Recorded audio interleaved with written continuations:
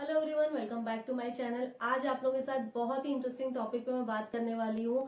मेरे साथ बहुत ही सुंदर सी, बहुत ही दिग्गज पर्सनैलिटी है जो आप लोगों के साथ बहुत एक ऐसा इंटरेस्टिंग चीज शेयर करेगी, इंटरेस्टिंग बातें शेयर करेगी जिसमें आप लोगों को सुन के लगेगा कि हाँ, ऐसा भी कुछ एक लाइफ हो सकता है। और जितने जो डीमोटिवेट होके रहते हैं, आज का ये इंटरव्यू सुन के उन लोगों को बहुत मोटिवेशन आएगा, उनको बहुत कॉन्फिडेंट आएगा अपने ऊपर, और वो अपने आप को पहचान पाएंगे।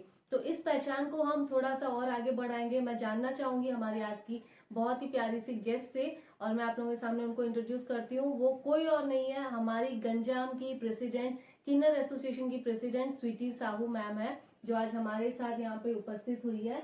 नमस्कार मैडम। सबसे पहले तो आपका मैं नाम से जानना चाहूंगा। आप जानना चाहूंगी आपका निक नेम क्या है, असली नाम आपका क्या है? मेरा माँ बाप ने जो नाम रखे थे उसका नाम है मेरा दशरथी साहू। और अभी मेरा जो हमारा ट्रांसजेंडर कम्युनिटी में है अभी स्वीटी साहू। ठीक है, तो आपकी उम्र क्या है? मेरा उम्र अभी 38। 38। तो आपकी फैमिली में और कौन कौन है? मेरी फैमिली में भाई है, बहन है। मेरी फैमिली में सब कुछ है, पापा भी है, मम्मी भी है। लेकिन अभी उन लोग का नहीं डेथ हो गई, लेकिन सब है फैमिली में मेरी। तो फैमिली में आप एक इसी लाइक ट्रांसजेंडर में है, या और भी आपके भाई बहन भी कोई इसमें है? नहीं नहीं, मैं सिर्फ सिंगल हूँ और कोई नहीं है। ठीक है, तो आपको कब आपको ऐसे फील हुआ कि आप उन सबसे अलग हैं, आपको कुछ आपकी और परिभाषा है? आपको कब ऐसे लगा? मैं जब 6th क्लास पढ़ रही थी तब मुझे एहसास हुआ था, मुझे लड़की जैसा रहना, लड़की जैसा लड़की लोग के साथ खेलना कूदना वो लोग के साथ अच्छा लगता था। और मुझे खुद को भी एक महसूस होता था, मैं एक लड़की हूँ, मुझे लड़की जैसा रहना। जब 6 क्लास में पढ़ी थी तब मुझे एहसास हो गया था मैं एक ट्रांसजेंडर है, क्योंकि मैं तो पैदा से एक पुरुष का था, लेकिन मेरा जो चलना, एक्टिविटी सब पूरा लड़की लोग का जैसा था। लड़की लोग की जैसा दोस्ती करना, लड़की लोग के साथ खेलना, लड़की लोग की जैसा फ्रॉक पहनना, आईने में जाके सजना। और मुझे 6 क्लास जब पढ़ती मैं तब से ही था मेरा ये सब। तो आपने ये सब चीजें जो आप में चेंजेस और आई, तो आप ये किसके साथ शेयर की? अगर घर वालों के साथ या मम्मी पापा भाई बहन किसी के साथ, तो उनका रिएक्शन कैसा था? नहीं, पापा, मेरा पापा तो बहुत गुस्सा करते थे और भाई लोग भी बहुत गुस्सा करते थे, क्योंकि हमारे थोड़ा सा मिडिल क्लास से फैमिली से, पापा बिजनेसमैन थे। बहुत ये गाली भी देते थे, ये क्यों लड़का हो गया, तू क्यों लड़की जैसा चल रही, तेरा लड़की जैसा क्यों बिहेवियर है, क्यों तू लड़की जैसा अपने को बार बार आईने में देखते रहते। घर में भाई भाई लोग, पापा लोग भी गाली देते थे, लेकिन मुझे सपोर्ट करता था मेरी मम्मी। और जो कुछ भी मैं गलती भी करता था तो मम्मी वो बातें सब छुपा देता था।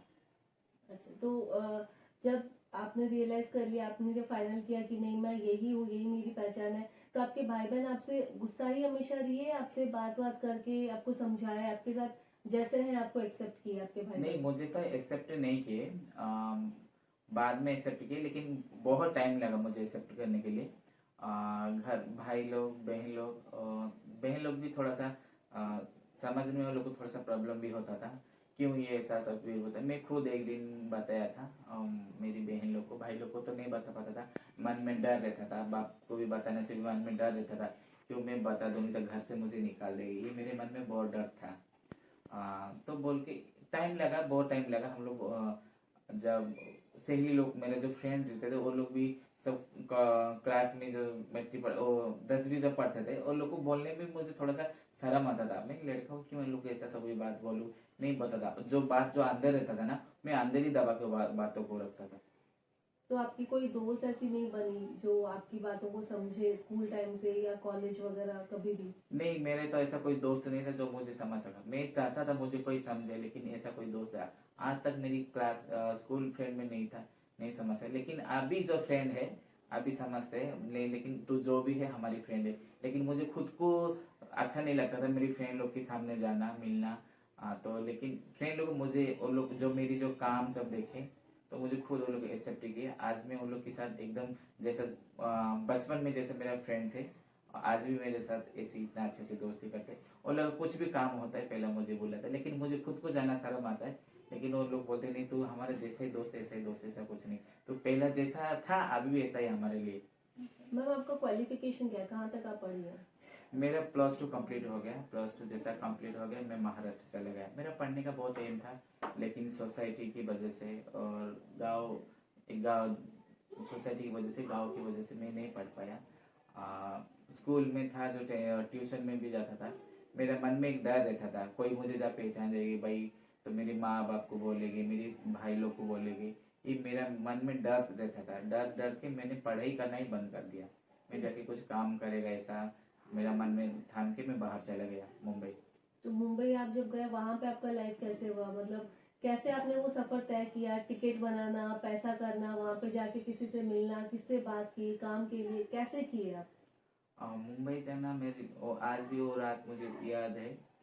मेरी भाई लोग जब मुझे पढ़ने के लिए नहीं बोला, बोला नहीं तू चल यहाँ पे, तो तू चेंज हो जाएगा। भाई लोग के मन में था क्योंकि हमारे खानदान में ऐसा कोई नहीं, तू एक ऐसा है हमारा जो नाक नीचे करेगा बोल के भाई लोग मुझे लेके चला गए। लेकिन मेरा पढ़ने का बहुत उम्मीद था। मेरा आगे डॉक्टर भी बनने का उम्मीद बहुत था, लेकिन नहीं बन पाया। लेकिन है उम्मीद आज भी है, मैं नहीं बन पाया तो क्या, मैं दूसरे किसको भी डॉक्टर बनाऊंगी, ये मेरा ख्वाहिश है। लेकिन आज भी मैं एक लड़की को एडॉप्ट किया है, उसको डॉक्टरी बना रही, पढ़ा रही। मैं अभी तो उसका बचपना है, पढ़ रही। मैं जो एम मेरा पूरा नहीं कर पाया, मैं उसको लेके मैं पूरा करूंगी। तो आप आपकी बेटी का सपना हाँ, पूरा हाँ करेंगे। जरूर जरूर। तो आपने करियर कैसे स्टार्ट किया वहां पे मुंबई में? मुंबई में गया था जब पहचान भाई लेके मुझे चला गए थे। भाई मुझे लेके चला गए थे, फर्स्ट बड़ौदा लेके चले गए थे, बड़ौदा। उसमें कंप्यूटर क्लास मुझे ज्वाइन किए थे। जब कंप्यूटर क्लास में ज्वाइन किया था, जब यहाँ के जो लड़के लोग थे और जो टीचर जो सिखाने के लिए वो मेरे साथ मिसबिहेवियर किए, तो मैं भाई को नहीं बता पाया वो सब। मेरी जो दुख भरी कहानी, बहुत कहानी था लेकिन मैं नहीं बता पाया। मैं भाई को बोला नहीं भाई मैं नहीं पढ़ पाऊंगी, मुझे पढ़ना अच्छा नहीं लगा, मैं कुछ काम करूंगी। तो एक Hindustan Lever product limited company था, उसमें भी जाके मैं काम के लिए ट्राई किया, लेकिन यहाँ पे भी मैं सक्सेस नहीं हुआ। यहाँ पे भी जो बोलते नहीं क्या सारी बीजा करना, ये बहुत कुछ था मेरा। और जो बोलते एक जो अ, काली घर से जो एक जो निकली जिंदगी मेरा वही था, लेकिन मैं किसको बता नहीं पाता था शर्म के मारे। मेरे भाई को बोलेगा तो भाई को बुरा लग जाएगा, तो लड़का को तू तेरे साथ किया ऐसा बिहेवियर सब करते बोल के मैं नहीं बता पाया। अपनी बातें मन पे रख के मैं महाराष्ट्र आ गया। तो महाराष्ट्र आ गया, मैं बोल नहीं मैं यहाँ पे नहीं काम करूँ। मेरी बहन रहती थी महाराष्ट्र में, तो मैं महाराष्ट्र में जाके काम करूँगी ऐसा सोचा। तो महाराष्ट्र में भी जाके भी बहुत स्ट्रगल किया। महाराष्ट्र भी जो मेरा साथ ये गांव में हुआ था, वहाँ पे गुजरात में भी हुआ, गुजरात में मुंबई में भी हुआ। बाद में मेरी एक सहेली मुझे मिला था ट्रेन में, जब मैं सीखने के लिए तब जाती थी। मैं एक ब्यूटिशियन का कोर्स करती थी मुंबई में, तब मेरी सहेली और फिल्म इंडस्ट्री में कुछ काम करता था, फैशन डिजाइनर था। उसके साथ मिलके मैं मिला, जैसा मुझे अच्छा लगा, मेरी ज़िंदगी ऐसा लगा मेरी ज़िंदगी अभी मुझे मिल गया जब मेरी दुख भरी कहानी में उससे शेयर किया था। तो वहां से आपको काम मिला, आपका मुंबई में क्या काम आपने शुरू किया? मुंबई में मैं पहले ब्यूटिशियन का काम किया। ब्यूटिशियन के बाद मेरा एक फ्रेंड था जो फिल्म इंडस्ट्री में, उसका बहुत नाम था। उसकी फ्रेंड लोग भी रहते थे जो बाहर दुबई में सिंगापुर में सब काम करते थे। उसके साथ मेरा मुलाकात हो गया। वो मुझे बार डांसर बोल के था। मेरी ज़िंदगी में पहली बार में जो बार डांसर में काम करने लगी, और टोपास बार था मुंबई में। मुंबई में मैं टोपास बार में काम किया। तो वहाँ पे भी बहुत मुसीबत था। लेकिन तब सर में बाल नहीं था, छोटे छोटे बाल थे, और कैसा जाना और इतने लोग के सामने नाचना। डांसर तो मैं पहले से था, मेरी जो बोलते हैं ना क्या अंग अंग में था मेरा जो आधा डांस का आधा। तो तो मैम बचपन आप से मुंबई में कितने साल थे? मैं मुंबई में 15 साल। और 15 साल में आपने शॉर्टकट में अगर आप बताते अपनी जर्नी, तो आपने क्या क्या चीजें वहां पे की, मतलब क्या क्या काम आपने वहां पे किया? 15 साल में मेरा जो बोल रही नहीं क्या आपने, मैं ब्यूटिशियन था तो फैशन डिजाइनर का भी काम किया। बाद में बार डांसर में काम किया। बार डांसर बाद में कुछ दिन के बाद मैं एक एनजीओ में काम किया, जो महाराष्ट्र में जो ट्रांसजेंडर कम्युनिटी के लिए जो पहला काम करता था, और डाई वेलफेयर सोसाइटी, उसके ऊपर मैंने काम किया। बाद में वहाँ पे काम करने का बाद हम उड़ीसा में आके उड़ीसा में मैंने काम शुरू किया। तो आपने कैसे डिसाइड कर लिया कि नहीं मैं मुंबई से यहाँ पे आ जाऊँ? आपको लगा कि आपने वहाँ पे उतना नाम कमा लिया है, अब आप यहाँ पे आके कर सकते हो, या क्या आप में वो भावना थी कि आप वापस उड़ीसा आ गए?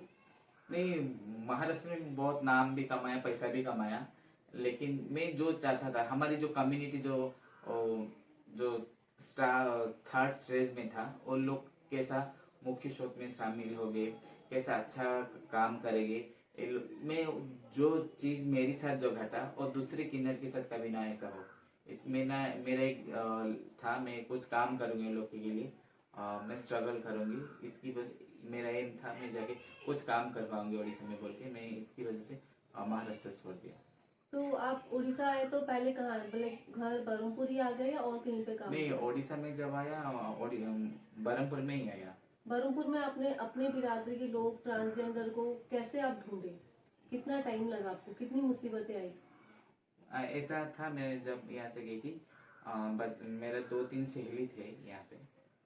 बाद में आने के बाद मैं उन लोग को लेके एक कम्युनिटी ऑर्गेनाइजेशन जैसा, मैं नाम जैसा जैसा मैं महाराष्ट्र में काम किया था, मुझे उसकी नॉलेज मुझे मालूम था। तो क्या करना चाहिए, क्या कैसे करने से हमारी कम्युनिटी आगे जाएगा, हम लोग का एक पहचान होगा, वो लोग कैसी तकलीफ में रहते। मैं हर चीज़ में जब महाराष्ट्र में जब स्ट्रगल करा था, इसकी वजह से मैं आके उड़ीसा में बैठ के कम्युनिटी किया। हमारा जो ऑर्गेनाइजेशन नाम रखा था हम सखी सहेली बोल के, एक ऑर्गेनाइजेशन ने शुरू किया। उसको कैसा काम करना चाहिए और कैसा डेवलपमेंट करेगा और किसी ऊपर काम करेगा और ट्रांसजेंडर ऊपर काम करेगा और अदरवाइज लोग के लिए काम करेगा। ऐसा करने से हम लोग को उड़ीसा में हो सारे इंडिया में इज्जत मिलेगा। क्योंकि महाराष्ट्र में मैं देखा, महाराष्ट्र में देखो, आउटसाइड में किधर भी देखो, जो किन्नर कम्युनिटी होते हैं उन लोग को बहुत इज्जत भी मिलता है। हमारा उड़ीसा में ये सब कुछ नहीं था। हमारा उड़ीसा में नाम नहीं था किन्नर क्या होते हैं, ये लोग कुछ मालूम ही नहीं था। हम लोग आस्ते से जब काम करने लगे तो आस्ते से सोसाइटी में सब सब जान पहचानने लगे। जैसे हम लोग काम करने के लिए जाते तो लोग हंसते, ये क्या काम करेगा, ये ट्रांसजेंडर क्या होता है, ये किन्नर क्या होता है, ऐसा लोग भीड़ लग जाते थे काम करने के लिए। लेकिन आज के हिसाब से हम जो स्ट्रगल कर रहे, आज हम लोग को कोई काम सक्सेस है और कम्युनिटी भी हमारा आगे बढ़ रही है और उम्मीद भी करते हैं आगे जाके और कम्युनिटी हमारा आगे बहुत अच्छा नाम करेगा। अच्छा, तो मैं अब थोड़ा हम पर्सनल क्वेश्चंस पे चलते हैं।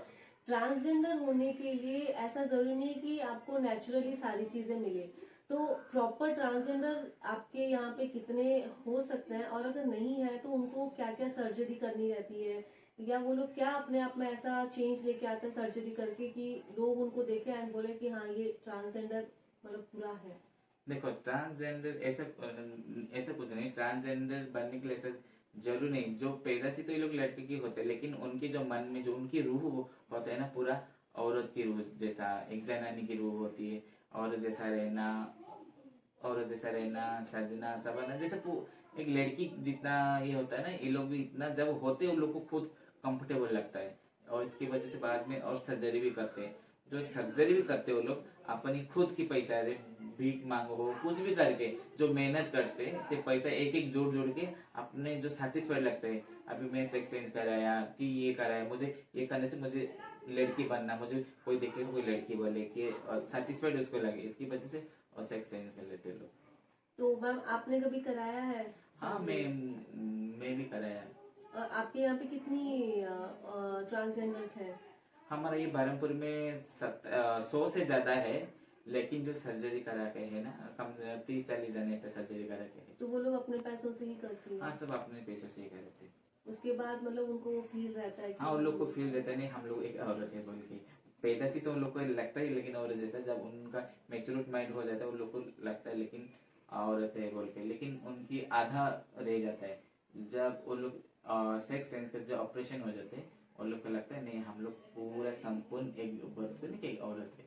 तो मैं पूछना चाहूंगी कि कितना आपको डॉक्टर्स के साथ जो भी आप सर्जरी का करते हो वो कितना पर्सनल रहता है? कभी ऐसे कुछ बात लोगों को पता चलता है कि हाँ इसने कुछ करवाया है, ऐसे कुछ एक्सपोज हुआ है, या डॉक्टर और पेशेंट के बीच में वो पर्सनल रहता है? नहीं नहीं, डॉक्टर और जो पेशेंट के बीच में ही सब रहता है, वो लोग बाहर इशू भी नहीं करते, क्योंकि डॉक्टर तो लेता है पैसा ज्यादा। क्योंकि हमारी कम्युनिटी जो सुंदरता के लिए कुछ भी कर लेते, पैसा वो नहीं देखते, चलो लाखों हो कि 2 लाख हो कुछ भी, और अपने शरीर अपनी आंख जो औरत बनने की, लड़की बनने के लिए लाखों लाखों भी लुटा देते हैं। तो मैम अभी आपको कैसा लग रहा है, क्योंकि ट्रांसजेंडर को राइट्स मिल गए हैं और वो अभी थर्ड पार्टी लाइक लेस्बियन, गे, ये सारी चीजें एलजीबीटी में भी एक मतलब फाइनली गवर्नमेंट ने अप्रूव किया है, तो आप लोगों को उस चीज में कितनी खुशी है, और आप अपने आप को हम लोगों लाइक जो नॉर्मल ह्यूमन बींग्स है उनसे थर्ड पार्टी आप लोग हुए, अब आपको राइट्स मिल गया, अब आप हमारे साथ बराबरी के हैं, तो आपको कितना वो भरोसा है कि आप आगे जाके आप सोसाइटी को चेंज कर पाओगे? हाँ देखो, 2040 में हम लोग को मान्यता मिला। मान्यता तो मिल गया, लेकिन जो कागज कलम में है ना वही में रह गया, अभी तक काम नहीं हुआ। हम होएगा देखो, और संघर्ष करके वो लोग को बहुत टाइम लगा था। अभी तो हम लोग को भी अभी तो संघर्ष करें, हम लोग को भी टाइम लगेगा आगे जाके। खुद जो बोलते हैं ना कि हम जब अधिकार ऊपर काम करते हैं तो हमारे भी कुछ अधिकार ये है सोसाइटी में, हम कुछ काम करेंगे। जैसे आस्ते आस्ते पहले साइड बहुत कुछ चेंजेस आया है। अभी देखो हमारे ओडिशा में देखो, अभी 20-22 जन गवर्नमेंट एम्प्लॉय में काम कर रहे, और एक जन है आईएएस ऑफिसर है। बहुत आस्ते आस्ते चेंजेस होएगा, और ये कम्युनिटी हम भी उम्मीद करते हैं सरकार से। हम लोग भी अच्छे काम भी आए हैं, बहुत कुछ काम भी आए हैं, और जैसा पहले था वो नहीं, अभी आगे जाके चेंजेस आ जाएगा। हम भी उम्मीद करते हैं सरकार से, हम लोग के लिए भी अच्छा काम देखा है, हम लोग भी काम करके सक्सेसफुल हो गए। जैसे मुख्य क्षेत्र में शामिल हो गए, जो पहला था हाथ भीख मांगते थे, ये सब भीख मांगते थे, जो शरीर बेचते थे, अभी वो चीज होना नहीं पड़ेगा। सरकार हम लोग के लिए भी सोचा है, इसके लिए हम लोग भी सरकार को बहुत बहुत धन्यवाद देते हैं। मैम, आपने अपनी लाइफ की जर्नी बहुत ही कम समय में हम लोगों के साथ शेयर की, और आपके हर एक बात से पता चल रहा है कि आपको बहुत प्रॉब्लम फेस करने पड़े। एज अ ह्यूमन बीइंग लड़की होके हमें भी बहुत प्रॉब्लम फेस करने पड़ते हैं। आप तो ट्रांसजेंडर है तो आपको तो बहुत सारे प्रॉब्लम्स फेस करने पड़े। मैं एक आपसे एक लास्ट मैसेज पूछना चाहूंगी जो हमारे सब दर्शकों के लिए होगा, कि ट्रांसजेंडर का लाइफ कैसे सामने वाला इंसान जो भी अपने आप को समझता है ट्रांसजेंडर है वो कैसे उसको एक्सेप्ट करे, उसकी फैमिली कैसे एक्सेप्ट करे। और आज के देश में हम भले कितने भी मॉडर्न हो जाए, हिजड़ा, छक्का और क्या कुछ नाम दे के एक अलग ही उनको सोसाइटी से बाहर कर देते हैं, जबकि गवर्नमेंट ने उनको अलाउ किया है, फिर भी हम उतना मान्यता नहीं देते हैं। तो आप उन सब दर्शकों के लिए क्या एक मैसेज देना चाहेंगे? सबसे पहला मैं रिक्वेस्ट करूंगी, हमारे सोसाइटी में हो कोई घर में जो हमारे जैसा जो पैदा हो, उन लोग को रेस्पेक्ट करे, उनकी माँ बाप उनकी दर्द को समझे वो क्या है। पहला घर से वो लोग जाके बाहर जो तकलीफ होते है, घर में वो लोग आज जैसा नॉर्मल जैसा एक भाई बहन को जैसा देखते हैं, उसको भी वही ट्रांसजेंडर जो कम्युनिटी हो वो भी तो भगवान का दिया हुआ सृष्टि है। जब उसको जैसा नॉर्मल जैसा घर में जैसा भाई और बहन को उसको देखभाल करेंगे तो कभी जैसा कोई ठोकर नहीं खाएंगे। क्यों कोई जैसा बहुत कम्युनिटी हमारे जो कम्युनिटी जो ठोकर खाए है, जो सड़क में भीख मांग रहे कुछ भी करे, ये लोग को उनको क्लास में आज की तरह से गवर्नमेंट उनको सब कुछ फैसिलिटी कर दिया। उन लोग पढ़ाई करेंगे, उन लोग बड़ा बड़ा काम करेंगे, जैसा नौकरी हो, गवर्नमेंट सर्विस हो, बहुत बहुत काम भी करेंगे। हम वही अनुरोध करेंगे उनके माँ बाप को, उनको अच्छे से, जैसा वो भी तो भगवान का एक दिया हुआ एक संतान है, आप उनको अच्छे से रखिए। आगे जाके उसको ना कोई रोड पे खड़ा होना पड़ेगा, ना किसी को भी हाथ फैलाना पड़ेगा। वो जाके अपने अच्छे तरीके से जाके काम करेंगे और अपना नाम रोशन करेगा, माँ बाप का भी। जिसका कोई नहीं होता है, अगर आपकी पर्सनैलिटी, आपका अस्तित्व पहचानने के लिए आपके माँ बाप आपका साथ नहीं देते हैं, तो हमारे पास यहाँ पे ट्रांसजेंडर सोसाइटी है जो खुले दिल से आप लोगों को एक्सेप्ट करती है, आपको आपकी पहचान देती है। जैसे हमारे साथ आज हमारी बहुत ही प्यारी मैम स्वीटी मैम है यहाँ पे, जिन्होंने अपना लाइफ का स्टोरी हमारे साथ शेयर किया और आप लोगों को बूस्ट अप किया कि आप अपने आप को पहचाने। अगर कहीं पे कुछ मुसीबत हो तो आप ट्रांसजेंडर अपने आप को ज्वाइन कर सकते हो, आ सकते हैं, इस कम्युनिटी में ज्वाइन करें और अपना अस्तित्व आगे बढ़ाएं। मैं इसी के साथ मैम को थैंक यू बोलना चाहूंगी कि थैंक यू मैम, टाइम निकाल के हमारे साथ आज अपनी बहुत सारी बातें शेयर की। Thank you so much viewers, keep share and like this channel.